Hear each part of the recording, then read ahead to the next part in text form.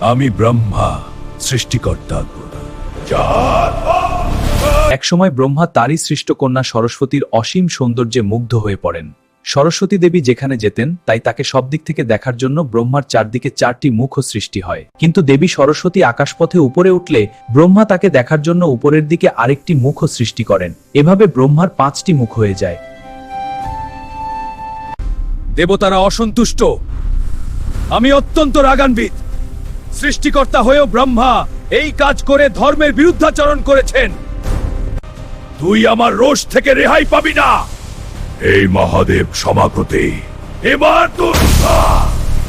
এবার তুই 4 মুখী থাকবি। কারণে শিবের ব্রহ্মহত্যার পাপ লাগে।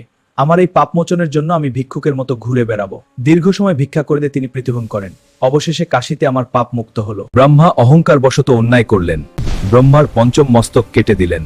তাই সর্বদা ধর্ম ও নৈতিকতায় চলো।